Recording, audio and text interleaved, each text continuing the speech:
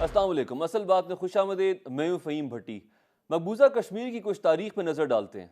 14 और 15 अगस्त 1947 को बरतानिया से आज़ादी के बाद दो खुद मुख्तार रियासतें पाकिस्तान और भारत वजूद में आईं। रियासतों और राजोड़ों को ये इख्तियार दिया गया कि वो अपने अवाम की मंशा के मुताबिक किसी भी मुल्क में शामिल होने का फ़ैसला कर सकती हैं। कश्मीर में मुसलमानों की अक्सरियत थी, मगर इसके हिंदू राजा ने वक्त पर कोई फैसला नहीं किया। अक्टूबर 1947 को कश्मीर में जारी दाखिली खाना जंगी में पाकिस्तान से कबायली लश्कर भी शामिल हो गए। अक्टूबर 1947 को महाराजा ने भारत से मदद चाहते हुए कश्मीर के भारत के साथ इल्हाक की दस्तावेज पर दस्तखत कर दिए। ताहम ये इल्हाक मशरूत था कि जैसे ही हालात मामूल पर आएंगे कश्मीर में राय शुमारी होगी।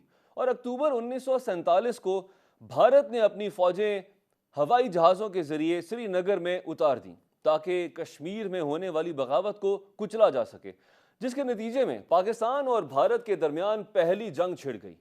जनवरी 1948 को भारत ने मसला कश्मीर पर अक़वाम मुत्तहिदा से मदद मांग ली। फरवरी 1948 को अक़वाम मुत्तहिदा ने एक करारदाद के जरिए फौरी जंगबंदी का मुतालबा किया ताकि वहाँ राय शुमारी कराई जा सके, जबकि जनवरी 1947 को अक़वाम मुत्तहिदा ने जंग बंदी कराते हुए दोनों ममालिक की फ़ौजों को जंग बंदी का एहतराम करने का पाबंद किया और वहाँ राय शुमारी कराने का ऐलान भी किया। जनवरी 1950 के दिन भारतीय आइन में आर्टिकल 370 का इजाफा हुआ, जिसमें रियासत जम्मू और कश्मीर को दिफा, खारिजा और मवासलात के अलावा खुद मुख्तार हैसियत दी गई। अक्टूबर 1950 को शेख अब्दुल्ला की जमात नेशनल कॉन्फ्रेंस ने जम्मू कश्मीर में इंतखाबात का मुतालबा किया ताकि रियासती असम्बली कश्मीर के मुस्तकबिल का फैसला करे। मार्च 1951 को अक़वाम मुत्तहिदा की सिक्योरिटी काउंसिल ने कश्मीर में इंतखाबी अमल को मुस्तरद करते हुए कहा कि ये असम्बली राय शुमारी का मुतबादिल नहीं है और ना ही कश्मीर के मुस्तकबिल का फैसला कर सकती है। साथ ही एक नुमाइंदा मुकर्रर करने और कश्मीर को गैर फौजी इलाका करार देने का ऐलान किया, मगर इस पर अमल दरामद न हो सका।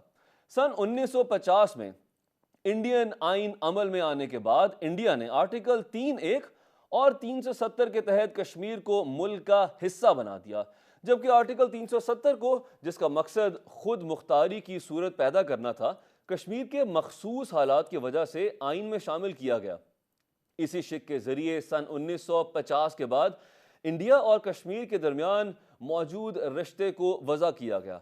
आर्टिकल 370 में इस बात को दोहराया गया कि इंडियन पार्लियामान के पास सिर्फ इन शोबों में कानून साजी का हक होगा जो माहिदा इल्हाक में वज़ा किए गए हैं। यानी आर्टिकल 370 के तहत इंडियन पार्लियामान के पास रियासत जम्मू कश्मीर के लिए सिर्फ दिफा, मवासलात और खारजा अमूर से मुतालिक कानून साजी का महदूद इख्तियार था। अगस्त 2019 को भारतीय हुकूमत ने आइन में से आर्टिकल 370 को ख़त्म कर दिया, जो कि कश्मीर को खुसूसी हैसियत देता था। इस तरह कश्मीर को भारतीय यूनियन में ज़म कर दिया गया।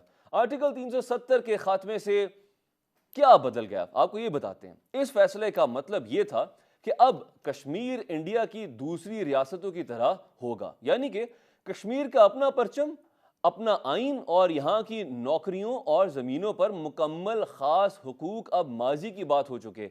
इसका यह भी मतलब था कि अब कोई भी इंडियन शहरी यहाँ किसी शहरियत हासिल करके यहाँ ज़मीन और जायदाद का मालिक बन सकता है। 2019 के इस पार्लिमानी फैसले के चंद माह बाद ही यहाँ के तकरीबन सभी सियासी लीडरों और बाज़ इंडियन रज़ाकारों ने इस फैसले को सुप्रीम कोर्ट में चैलेंज किया।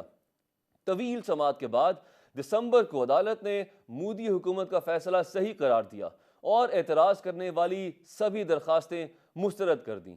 कश्मीर मीडिया सर्विस के मुताबिक 1947 से अब तक भारत कश्मीर में 2.5 लाख से ज़ायद कश्मीरियों को शहीद कर चुका है। 1989 से अब तक 96,000 से ज़ायद कश्मीरी शहीद हो चुके हैं और 30,000 कश्मीरी ख़वातीन बेवा और 1 लाख से ज़ायद बच्चे यतीम हो चुके हैं। 1990 में हिंदवाड़ा और तेंजपुरा और ज़कूरा, जबकि 1993 में सोपुर, लाल चौक और बेजी बहारा और 1994 में کپواڑہ میں قتل عام کے ذریعے ہزاروں کشمیریوں کو شہید کیا گیا۔ بھارتی فوج کشمیر میں 11,000 سے زائد خواتین کے ساتھ زیادتی جبکہ 7,000 سے زائد ماورائے عدالت قتل کر چکی ہے۔ جنوری 1993 کو سوپور میں 43 کشمیریوں کو شہید کیا گیا۔ 300 دکانوں کو نظر آتش اور 100 سے زائد گھروں کو مسمار کر دیا گیا، جبکہ جنوری 1994 کو کپواڑہ میں 27 کشمیریوں کو شہید کیا گیا اور جولائی 2016 کو برہان وانی کی شہادت کے بعد 200 سے زائد لوگوں کو احتجاج کے دوران شہید کر دیا گیا۔ بھارت مقبوضہ کشمیر کو 10 لاکھ فوج کے ذریعے چھاؤنی میں تبدیل کر چکا ہے۔ ایمنسٹی انٹرنیشنل اور ہیومن رائٹس واچ کشمیریوں کے قتل عام کی بارہا مذمت کر چکے ہیں۔ کشمیر میڈیا سروس کے مطابق بھارت کشمیریوں کی نسل کشی کے ذریعے تحریک آزادی کو دبانا چاہتا ہے، اور 15 اگست 2019 کو جینوسائیڈ واچ نے کشمیریوں کی نسل کشی پر الرٹ بھی جاری کیا تھا۔ سوال یہ ہے کہ کیا کشمیر میں شرکت کرنے والے G20 ممالک کے اراکین بھارت کی طرف سے کشمیریوں کی نسل کشی پر باز پرسی کریں گے، یا پھر کشمیری عوام کے ساتھ یکجہتی کے بھرپور اظہار کے لیے سابق وزیر اعظم ذوالفقار علی بھٹو نے 1975 میں اپنے دور حکومت میں یہ پرعزم دن منانے کا آغاز اس نام نہاد معاہدے کشمیر کے خلاف ملک گیر ہڑتال کی صورت میں کیا تھا۔ آج جیسا کہ دنیا بھر میں مقبوضہ کشمیر میں بسنے والوں کے ساتھ اظہار یکجہتی کا اظہار کیا جا رہا ہے، اس کے حوالے سے ذوالفقار علی بھٹو نے 1975 میں اپنے دور حکومت میں یہ پرعزم دن منانے کا آغاز اس نام نہاد معاہدے کشمیر کے خلاف ملک گیر ہڑتال کی صورت میں کیا تھا، جو اس وقت کے کٹ پتلی وزیر اعلیٰ شیخ عبداللہ نے اندرا گاندھی کے ساتھ ملی بھگت کے تحت مقبوضہ کشمیر کی اسمبلی میں پیش کیا تھا۔ بعد ازاں باضابطہ طور پر یوم یکجہتی کشمیر منانے کا سلسلہ بے نظیر بھٹو کی وزارت عظمیٰ کے دور میں 5 فروری 1990 کو امیر جماعت اسلامی قاضی حسین احمد کی اپیل پر شروع ہوا، جسے حکومت نے اپنی کشمیر پالیسی کا حصہ بھی بنایا۔ چنانچہ اب ہر سال حکومت کے زیر اہتمام یوم یکجہتی کشمیر منایا جاتا ہے، جس میں قومی سیاسی جماعتوں سمیت پوری قوم شریک ہو کر غاصب بھارت کو یہ ٹھوس پیغام دیتی ہے کہ کشمیر پر اس کا تسلط بزور قائم نہیں رہ سکتا، اور UN قراردادوں کی روشنی میں کشمیری عوام نے بالآخر خود ہی اپنے مستقبل کا تعین کرنا ہے۔ مسئلہ کشمیر کے حوالے سے بات کرنے کے لیے مسئلہ کشمیر اصل میں ہے کیا، مسئلہ کشمیر حل کب ہو سکتا ہے اور کیسے ہو پائے گا، کیا یہ حل ہو بھی پائے گا کہ نہیں، پاکستان بھارت کے تعلقات کس طریقے سے بہتر ہو سکتے ہیں، اور مسئلہ کشمیر اس پورے خطے کے لیے یا پھر دنیا کے لیے کتنا بڑا مسئلہ بن سکتا ہے، اس پہ بات کرنے کے لیے ہمارے ساتھ موجود ہیں ظفر ہلالی صاحب اور بریگیڈیئر ریٹائرڈ محمود شاہ صاحب۔ خوش آمدید جی ظفر صاحب، آپ کو بھی، اور محمود صاحب آپ کو بھی ویلکم ٹو دا پروگرام۔ شکریہ جی۔ ظفر صاحب، سب سے پہلا سوال آپ سے کرنا چاہوں گا، 1948 میں 1948 میں جب بھارت نے اپنی فوج داخل کر دی کشمیر میں، اور جب جنرل گریسی کو جناح نے، قائد اعظم نے حکم دیا، آرڈر دیا کہ وہاں پہ فوج بھیجی جائے اور مقابلہ کیا جائے، ان کو وہاں سے نکالا جائے، اور انہوں نے ان کا حکم نہیں مانا، انہوں نے کہا کہ میں تو کمانڈ مانتا ہوں برطانوی حکومت کی، فوج کی، تو ان کی مرضی کی بنا تو میں حکم ایسا جاری نہیں کر سکتا۔ تو اگر وہ حکم مان لیا ہوتا، کیا آج کی صورتحال اکثر مختلف ہوتی؟ دیکھیے، شاید مختلف ہوتی، مگر وہ کیسے مان سکتا تھا جب ماؤنٹ بیٹن جو ہندوستان کا گورنر جنرل تھا، اس نے ایڈوائز کیا تھا نہرو کو کہ جلدی سے آپ اپنی فوج بھیجو، اس لیے کہ وہ جو ہمارے پٹھان دوست آ گئے تھے کشمیر کے اندر، اگر وہ سری نگر ایئرپورٹ کو اس کو کھدائی کر دیتے تو انڈین پلانز لینڈ، انڈین کے ہوائی جہاز لینڈ نہیں کر سکتے، اور اگر وہ لینڈ نہیں کر سکتے تو کدھر سے آتے فورسز اتنے وقت میں جتنا وقت ان کے پاس تھا۔ اس لیے تو میرے خیال میں ماؤنٹ بیٹن کے کہنے پہ ہندوستان اور نہرو نے بھیجا۔ ماؤنٹ بیٹن جو تھا وہ گورا تھا، وہ وائس رائے گورنر جنرل تھا، تو یہ کیسے ہو سکتا ہے کہ گریسی جو نسبتاً ایک چھوٹا آدمی تھا، جونیئر آدمی تھا، وہ ماؤنٹ بیٹن ایکس وائس رائے اور ناؤ گورنر جنرل کو ڈیفائی کر سکے؟ تو وہ سوال ہی نہیں ہوتا تھا، اور جو ایکسپیکٹ کرنا بھی انریزنبل تھا۔ تو اس کا مطلب یہ کہ برطانوی حکومت یا سامراج کا گریٹر پلان کا یہ حصہ تھا، پری پلان تھا۔ ہاں، ایک دفعہ ان کو جب پتا چل گیا کہ ادھر سے پٹھان آ گئے ہیں اور ان کے ہاتھ سے کشمیر جا رہا ہے، تو ماؤنٹ بیٹن نے خود بقول ماؤنٹ بیٹن اس نے ایڈوائز کیا جلدی سے اپنے فوج بھیجو، اور اس لیے وہ فوج آئی۔ ٹھیک ہے بریگیڈیئر صاحب، آپ سے جاننا چاہوں گا، دنیا بھر میں 1.5 ارب مسلمان آبادی ہے، اور جب ہم کہتے ہیں کہ مسلمان ایک جسم کی مانند ہے، جسم کے کسی ایک حصے میں درد ہوتا ہے تو پورا جسم اس کا درد محسوس کرتا ہے، تو کیا یہ اب صرف تھیوریٹیکل بات رہ گئی ہے؟ ایسا پریکٹیکلی پاسبل نہیں ہے؟ دنیا بھر کے مسلمان ممالک کیا آنکھیں بند کر کے اسی طرح سے وقت بتاتے رہیں گے؟ دراصل جو مسلمان جتنی بھی قومیں ہیں وہ آج کل اپنے جو ان کے کمرشل انٹرسٹ ہے وہ ان کے پیچھے جا رہے ہیں، اور ایمان کی جو ریئل روح ہے وہ ان میں نہیں ہے۔ دراصل کافی سارے مسلمان ملک جو ہے وہ بھارت کی کا سائڈ لے رہے ہیں۔ آپ نے دیکھا کہ آرگنائزیشن آف اسلامک کنٹریز میں وہاں پر ایک قرارداد کرنا پاس کرنا بھی مشکل ہو جاتا ہے، کیونکہ سعودی عرب اور یہ جو ممالک ہے ان کے بھارت کے ساتھ تجارتی جو تعلقات ہے یا نفع ان کو نظر آتا ہے اس کے پیچھے جاتے ہیں۔ اس لیے مسلمانوں میں جب تک میرے خیال میں جب ہم کشمیر کی بات کرتے ہیں تو اس میں کشمیر کے ہی کچھ لوگ، یعنی جیسے شیخ عبداللہ ہے اور یہ لال جواہر پنڈت تھا، خود کشمیر کا پنڈت تھا، ان دونوں نے مل کر دراصل یہ تمام سازش گھڑی، اور بعد میں جو برٹشرز تھے جیسے صاحب نے فرمایا ہے اور ان کے چیف تھے انگریز جنرل بوشر اور ہماری طرف گریسی تھے، تو ان کی وجہ سے کشمیر پاکستان کی طرف نہیں آ سکا۔ اور ابھی بھی میرے خیال میں اگر کشمیری خود جہاد سمجھ کر اپنے ملک کو آزاد نہ کرا سکتے تو پھر تو خیر ان کے لیے خود تو مشکل ہے۔ امپاسبل ہے۔ اب جو اسپیشل اسٹیٹس تھا اس کے ختم ہونے کے بعد جس طریقے سے اب پنڈتوں کو وہاں پہ مندر بنانے کی اجازت دے دی گئی ہے، پراپرٹیز بھی خرید سکتے ہیں، اس ٹاپک پہ ہم آئیں گے۔ ظفر صاحب آپ سے جاننا چاہوں گا، اقوام متحدہ کیا اس کو انٹینشنلی غیر فعال کر دیا گیا ہے یا پھر بائی ڈیفالٹ غیر فعال ہو چکا ہے؟ وہ بظاہر صرف ایک ادارہ رہ گیا ہے جو کہ صرف ریزولوشنز پاس کرتا ہے بس۔ بالکل صحیح کہا آپ نے، یونائٹڈ نیشنز ختم ہو گیا ہے، یہ تو لیگ آف نیشنز کی طرح ہو گیا ہے، ان افیکٹو۔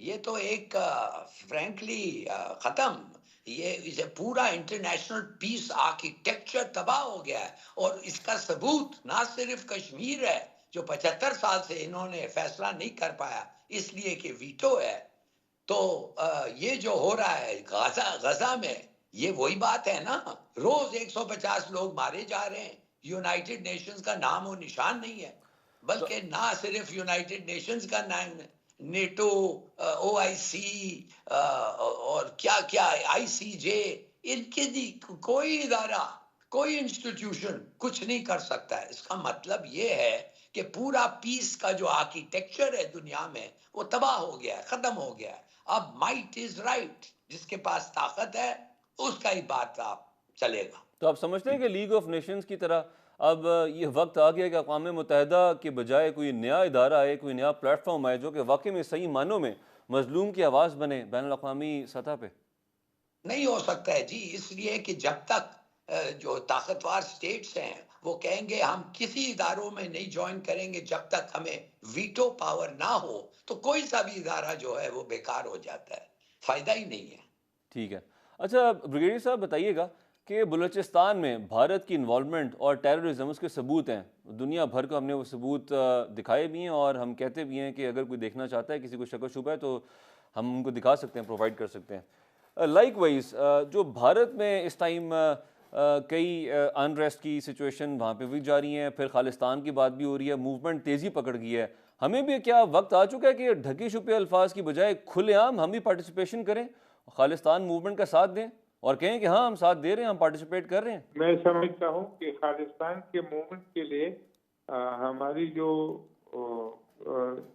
سفارتی حمایت ہے وہ کافی ہے.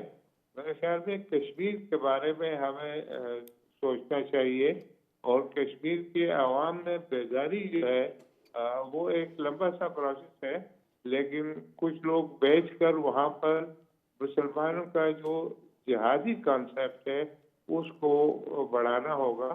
اور جیسے آپ نے بات کی اقوام متحدہ کی یا دوسرے ممالک کی، دراصل ابھی اپنے اپنے زور بازو کے اوپر جو ہے وہ اعتماد کرنا ہوگا، اور اپنا زور بازو جتنا مضبوط کر سکتا ہے کوئی ملک وہ کر لے. پاکستان مضبوط ہے انشاءاللہ، اور بھی کر سکتا ہے.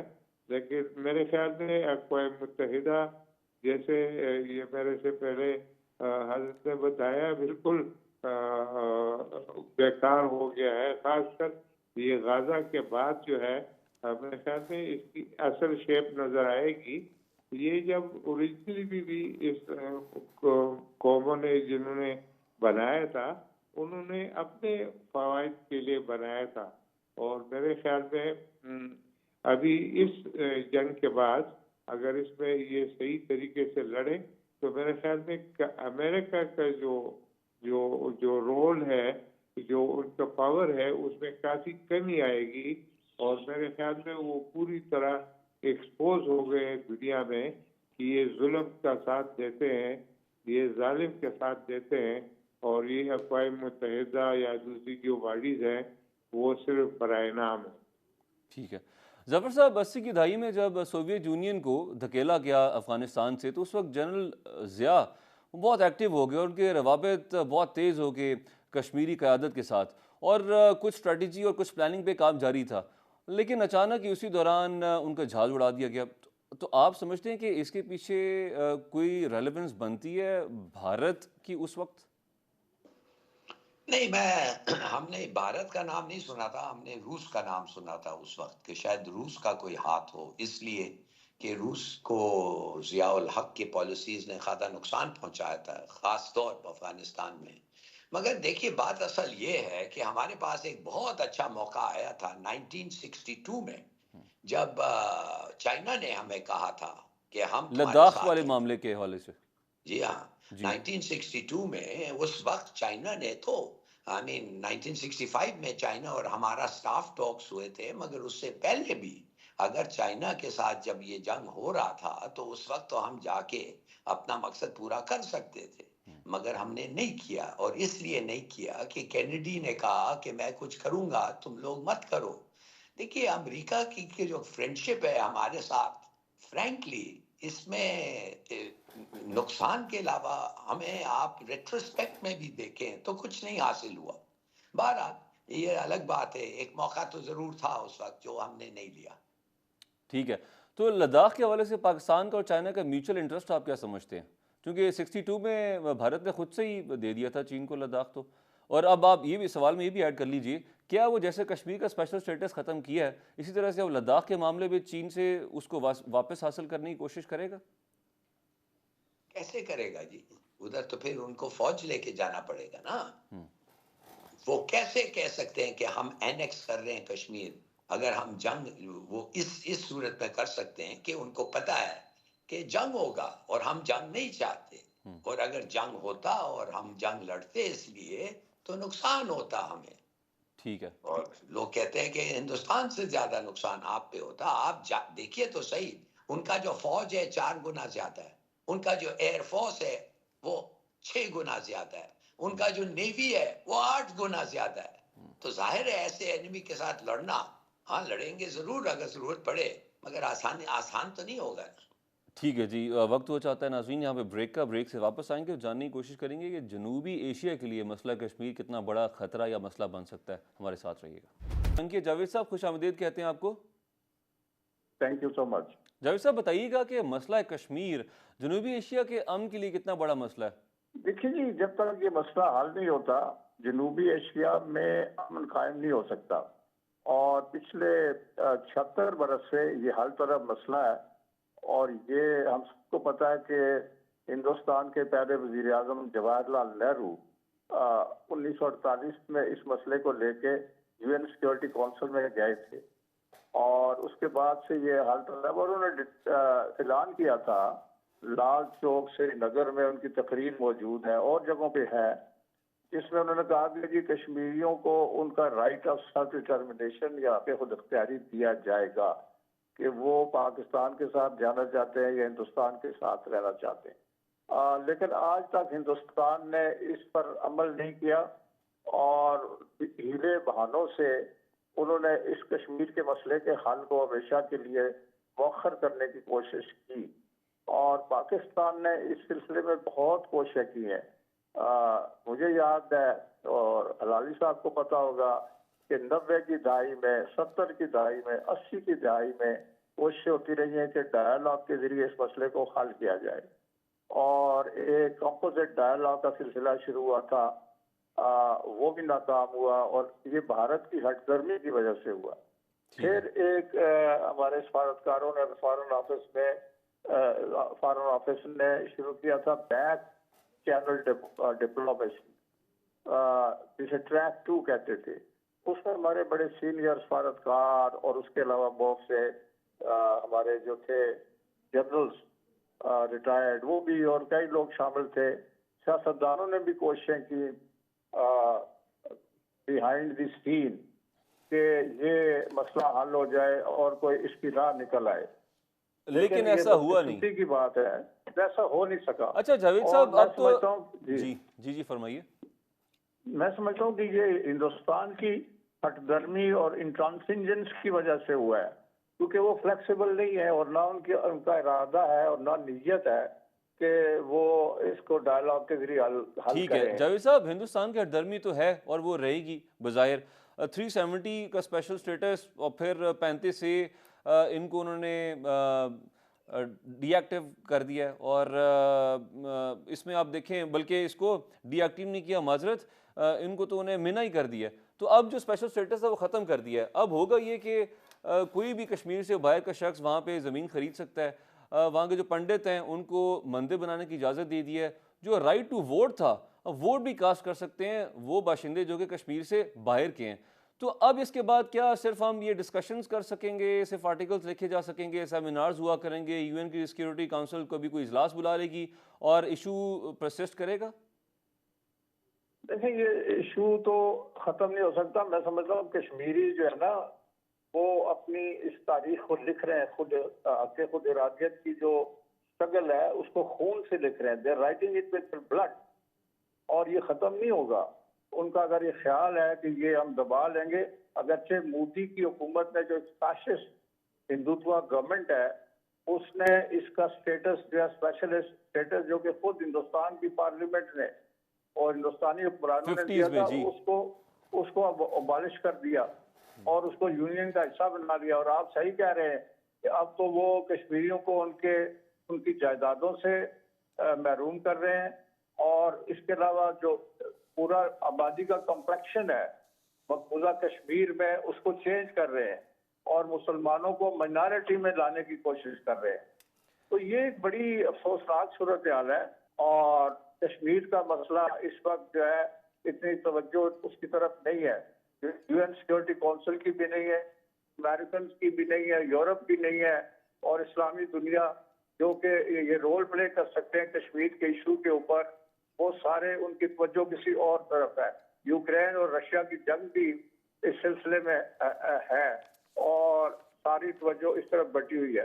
تو میں سمجھتا ہوں کہ کشمیری جو ہے ان کو تھوڑا سا ضرور ہے، لیکن میں نہیں سمجھتا کہ ان کی لاکھوں لوگ جو قربانیاں دے چکے ہیں، جن کو دہشت گردی کا نشانہ بنایا گیا، لاکھوں خواتین کو ان کی عزت جو ہے وہ پامال کی گئی اس پوری اسٹرگل میں، تو میرا نہیں خیال کہ یہ ضائع جائے گی، اور آئی ایم شیور کہ کشمیری جو ہے ایک دن یہ اسٹرگل جو ہے اس میں کامیاب ہوں گے. ٹھیک ہے. اور جہاں تک پاکستان کا تعلق ہے, Pakistan stand by the Kashmiri, ٹھیک ہے. اور وہ ان کی سپورٹ کرتا رہے گا.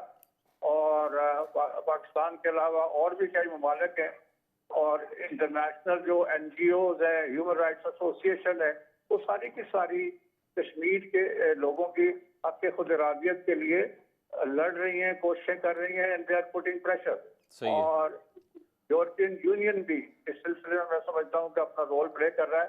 لیکن بنیادی بات یہ ہے کہ کشمیری خود بہت بڑا رول پلے کر رہے ہیں, ہیروئک رول ہے. لیکن جاوید صاحب سوال تو یہ پیدا ہوتا ہے نا, یورپی یونین کیا رول پلے کرے جب جہاں پہ ہماری جو اپنی آرگنائزیشنز ہیں, سب سے بڑی آرگنائزیشن جس سے لوگ ایکسپیکٹ کر رہے ہیں او آئی سی, وہ اپنے اجلاس بلا کے اس ایشو کو ڈسکس کرنے کے لیے کتراتے ہیں, تو پھر ہم ادھر کیا نظر اپنی دوڑائیں. اچھا بتائیے گا جی ظفر صاحب, اسٹریٹجیکلی اسپیکنگ کشمیر ہمارے لیے کتنا امپورٹنٹ ہے؟ سندھ طاس معاہدہ, پانی کا مسئلہ, دریائے چناب پہ بھارت نے بگلیار ڈیم بنا دیا اور اس کی اونچائی 474 میٹر ہے. پھر اس کے بعد دریائے چناب پہ مزید 3 بڑے ڈیمز بنانے جا رہے ہیں. دریائے جہلم پہ ایک ڈیم تعمیر کرنے کا منصوبہ تیار ہے. پھر اسی طرح سے وہ کشن گنگا جو ڈیم ہے اس پہ بھی تعمیر تیزی سے تیاری ہے, تو جاری ہے. تو اگر یہ پانی روک دیتے ہیں, پانی کی کمی ہو جاتی ہے, تو پاکستان اس سے کس حد تک افیکٹ ہو سکتا ہے؟ اس کا کوئی ریزالو آپ کو نظر آ رہا ہے؟ دیکھیے جی, بات سیدھی سادی ہے کہ اگر انہوں نے اپنا اپر رائپیرین کا جو سچویشن ہے اس کو استعمال اس لیے کر رہے ہیں کہ ہمارے پانی کاٹنے کے لیے یا کم آنے کے لیے, تو یہ ایک جنگ کا this will become a reason for war. اور وہ ہوگا اس لیے کہ ایسا اگر انہوں نے ایکسٹریم میجرز ایسے لیں تو ہمیں جنگ کرنا ہی پڑے گا. اس لیے بغیر جنگ پھر یہ مسئلہ حل نہیں ہو سکتا ہے. اور یہ اللیگل ہے کہ اپر رائپیرین جو ہے کسی طریقے سے انٹرفیئر کریں with the flow of the river. اور ایک پورا ٹریٹی ہے, انڈس واٹرز ٹریٹی, جو اس کو ڈٹرمن کیا ہے. دیکھیے سیدھی سادی بات یہ ہے کہ ہندوستان ابھی انڈیا کشمیر کا آکیوپائڈ کشمیر کا اس کا وہ ڈیموگرافک چینج لا رہے ہیں. اس کا مطلب یہ کہ ادھر کا پاپولیشن جو مسلم میجورٹی ہے اب وہ ہندو میجورٹی کو کنورٹ ہوگا. اور جیسے آپ نے کہا زمین اور نوکریاں اور سب چیزیں ہو کے, اور ایک نہ ایک دن وہ کہیں گے ہاں ہم راضی ہیں سیلف ڈٹرمنیشن پہ, آئیے سیلف ڈٹرمنیشن کریں. اور پتہ چلے گا کہ دا ہندو ایک مسلم میجورٹی سٹیٹ کو انہوں نے ایک ہندو میجورٹی سٹیٹ میں کنورٹ کیا ہے. ادھر سے انہوں نے پوچھا ہے تم پاکستان کو جانا چاہتے ہو یا ہندوستان کو, ادھر انہوں نے ہندوؤں کا میجورٹی ہو گیا ہے تو وہ کہیں گے ہندوستان, تو بات ختم. ٹھیک ہے یہ جاوید صاحب, جی ٹھیک ہے پوائنٹ ٹیکن. جاوید صاحب 17 اگست 2019 کو سلامتی کونسل کا اجلاس ہوا تھا, اور اسی حوالے سے تو کچھ سفارتی حلقوں میں کہا جا رہا تھا کہ اجلاس میں دونوں ممالک کے درمیان مسئلے کا جو حل ہے اس کو شملہ معاہدے پر بھی سب نے زور دیا کہ اس طرف ان کو واپس جانا پڑے گا. آپ اس کو کیسے دیکھتے ہیں؟ کیا یہی سلوشن ہو سکتا ہے؟ دیکھیں نا, بائیلیٹرلی بھی ہو سکتا ہے, لیکن اس میں جو سیکیورٹی کونسل کا ہے نا رول, وہ دیٹ از مور امپورٹنٹ, کیونکہ جو سیکیورٹی کونسل کے ریزولوشنز ہیں وہ ان کے اوپر عمل درآمد ہونا چاہیے, اور دونوں ملکوں کو اس کے اوپر عمل کرنا ہے. یہی ایک وے آؤٹ ہے. اس سے علاوہ چناب فارمولہ اور کئی اور فارمولے جو ہیں وہ ٹرائی ہو چکے ہیں یا ان پہ بحث ہو چکی ہے. کئی out of the box solution, آپ نے پتا جنرل مشرف صاحب نے ایک 4 پوائنٹ کا پیش کیا تھا formula to resolve the Kashmir issue, تو وہ بھی نہیں چل سکا. تو بیسیکلی یہ نیت کی بات ہے. ہندوستان اب یہ اس زوم میں ہے کہ وہ دنیا کی ایک بڑی طاقت ہے, اور اس کو امریکہ کی اور ویسٹرن کنٹریز کی پشت پناہی حاصل ہے. وہ یہ سمجھتا ہے کہ میرے پیچھے یہ بڑی طاقتیں کھڑی ہیں, لہذا مجھے کوئی اس کی پرواہ نہیں ہے. سو وہ اب یہ کوشش کر رہا ہے کہ یونائٹڈ نیشن سیکورٹی کونسل کے اندر گھس جائے کسی نہ کسی طرح, اور وہ اس کا ممبر بن جائے, اور پھر وہ ویٹو پاور بھی لینے کی کوشش کر رہا ہے. تو یہ دنیا بڑی اتفاق ہے اس اعتبار سے کہ نہ وہ لوگوں کو ان کے رائٹ آف سیلف ڈٹرمنیشن دینا چاہتی ہے, اور نہ ہی وہ ان پرنسپلز کو فالو کر رہی ہے جو کہ یونائٹڈ نیشنز کی بنیاد بنے تھے اور جو یو این سیکورٹی کونسل کا جو چارٹر ہے اس کے حوالے سے بھی اب ان کو کوئی پرواہ نہیں ہے. اب کوئی جس کی لاٹھی اس کی بھینس کی بات ہے. اور ہندوستان ایک طاقت ہے, ان کی ایک منڈی ہے, ایک معاشی طاقت بن کے ابھرا ہے, تو سارے اس کے ساتھ ہیں. تو یہ ایک ایسی صورتحال ہے جو کہ کشمیریوں کے لیے بہت زیادہ مشکلات اور کمپلیکیشنز پیدا کر رہی ہے. بٹ کشمیریز میں سمجھتا ہوں کہ وہ دے آر انڈیٹرڈ, ان کے اوپر اس کا کوئی اثر نہیں ہے. وہ اپنی اسٹرگل جاری کیے ہوئے ہیں. ہر روز کشمیر میں 5 7 6 لوگ خاص طور نوجوان جو ہیں وہ شہید ہو رہے ہیں. اب تک 2.5 لاکھ سے زائد کشمیری شہید ہو چکے ہیں جاوید صاحب. جی, تو میں سمجھتا ہوں کہ یہ خون رائے گاہ نہیں جا سکتا. جی یہ ٹھیک ہے, اس کا نتیجہ نکلے گا ایک دن. ٹھیک ہے. اچھا ظفر صاحب نے ذکر کیا تھا کہ جو انڈس واٹر ٹریٹی کا ذکر ہوا, پھر ڈیمز کی ڈسکشن آئی, تو انہوں نے کہا کہ یہ ایشو وار کی طرف پاکستان اور بھارت کو دھکیل سکتا ہے, جنگ کی جانب, اور یہ کہنا آسان بھی نہیں ہے اور اس کو فیس کرنا بھی آسان نہیں ہے. بریک کا وقت ہوا چاہتا ہے, یہاں پہ بریک سے واپس آئیں گے تو اس ایشو کو ڈسکس کریں گے. اگر پانی کے مسئلے پہ بھارت اور پاکستان کی جنگ چھڑ جاتی ہے خدا نخواستہ, تو اٹامک پاورز ہیں دونوں, پھر اس علاقے کا اور دنیا کا خطے کے ساتھ ساتھ کیا مستقبل ہوگا. ہمارے ساتھ رہیے. جی ویلکم بیک. جی جاوید صاحب, ظفر صاحب نے ذکر کیا وار کا. پانی کے مسئلے پہ اگر بھارت اور پاکستان کی جنگ چھڑ جاتی ہے, دونوں اٹامک پاورز ہیں, تو خطے کا اور دنیا کے معاملات کو پھر آپ کیسے دیکھ رہے ہیں؟ یہ تو بہت ہی خطرناک بات ہوگی, اور ہندوستان کو اس بات کا احساس نہیں ہے, لیکن دنیا کو ہے. آپ کو یاد ہے کہ 1-2 دفعہ ایسے واقعات ہوئے ہیں, جیسے کہ کارگل کا واقعہ ہوا تھا, تو ہندوستان جو ہے